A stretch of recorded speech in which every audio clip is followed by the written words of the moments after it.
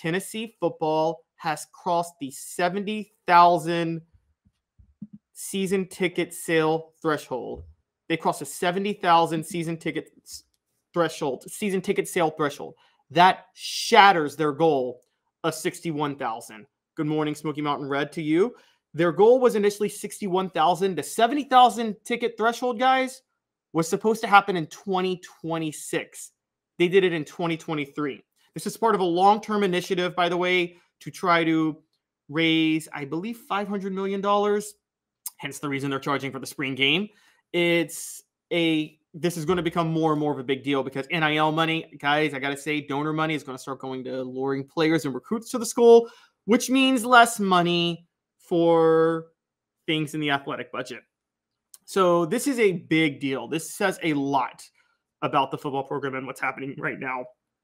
They have roughly, I believe, don't quote me on this, about 300 season tickets available. Yes, I did not lie. I did not make that up. About 300 left. 70,000 sold for the year for a 100,000 seat stadium. It's hard to emphasize what that says about the job Josh Heupel's done entering his third year. Remember, when Tennessee football hired Josh Heupel, this program, I know it's a broken record, but we have to go back to it. It was a dumpster fire. I mean, as much of a dumpster fire as any major program could be. The wheels had come off the program long before that for the last 10 years. Jeremy Pruitt, entering his third year, was not going to hit 70,000 season ticket sales, to be fair, because that was the COVID year, his third year. Butch Jones, though, Derek Dooley, nobody was high on these guys to get 70,000 season ticket sales. And this makes something very clear. It's time to go ahead and say it, that I don't think anybody appreciates the magnitude of what I'm about to say. Tennessee football's not just coming back, it's back. And I know that's a phrase that we've probably heard for a while the past year or so, but we have to compare that to previous coaches that had high moments in the post-Philip Fulmer era. Lane Kiffin, there were some high moments. The almost win against Alabama, the blowout win over South Carolina with the black jerseys. There was a huge belief that Tennessee was going to be back in a year under Lane Kiffin. But the hope was that they were going to be back. Now, I don't know what the sales for tickets would have looked like in 2010 had he stayed. But obviously, that's a moot point. He left after a year. There was never a feeling that Tennessee was even on the verge of coming back under Derek Dooley during all 3 years. Dave and I have had quite a few debates about that. I know he's a lot harder on Derek Dooley than I am. I think Derek Dooley made a lot of mistakes. I'm not here to defend that, but I also think Derek Dooley took over a darn near impossible situation. So I give him a bit of a break for that. But regardless, you never felt Tennessee was fully... You didn't even see a sign that Tennessee was on the horizon with Derek Dooley. Now, with Butch Jones, people don't want to admit this now, and Butch Jones is worthy of every bit of criticism that he gets. But to be fair to Butch Jones, you did get the sense Tennessee was on the verge of coming back under him. Sure, they went 5-7 in 2013. But they had a top 5 recruiting class in 2014, went 7-6 that year, and then a top 5 recruiting class in 2015. That's why they started 2015 in the top 25, his third year. They started 2016 in the top 10 because they lived up to what they were supposed to do in 2015, going 9-4.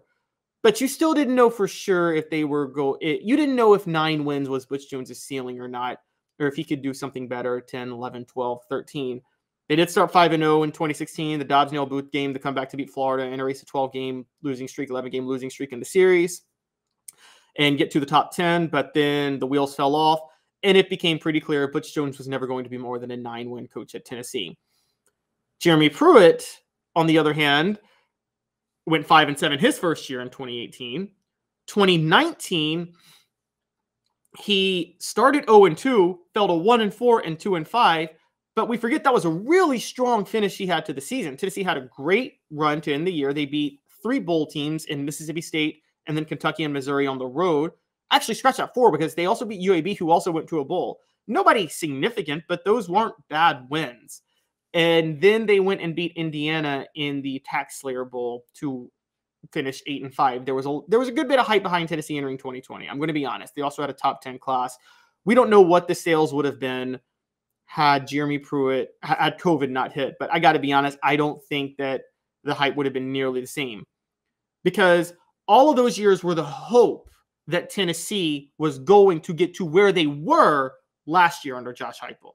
Nobody even expected that during those years when they were the hopeful years, the third year. And no one expected the second year that they had under Josh Heupel last year. an 11-2 finish, or an 11-2 season, a top 10 finish, a number 6 ranking. Should have been number 5 ahead of Alabama in both polls, having beaten Florida and Alabama both in the same year for the first time since 2003. Since 2004. I apologize.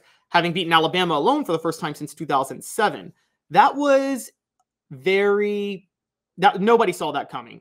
And finishing number 6 should have been number 5, being number 1 in the college football playoff. It's easy to see where these season ticket sales were coming from. Travis reports I really pulled for Pruitt. He put that on the message board, but man, Heupel is him. Yeah, I'm with you, Travis. I actually kind of rooted for Pruitt too. I thought he really had things going the right way after that 2019 year. I was one of the people actually defending him after the Georgia State and BYU loss. I take the full L on that. I was totally wrong. I think what really stands out is that 2020 Tennessee had Cade Mays, Trey Smith, and Darnell Wright on the offensive line. Cade Mays is in the NFL. Trey Smith is now the starting guard anchoring a team that just won the Super Bowl. And Darnell Wright is arguably the best draft prospect for Tennessee football on the offensive line in 20 years. So the fact that they couldn't do more with that was pretty embarrassing.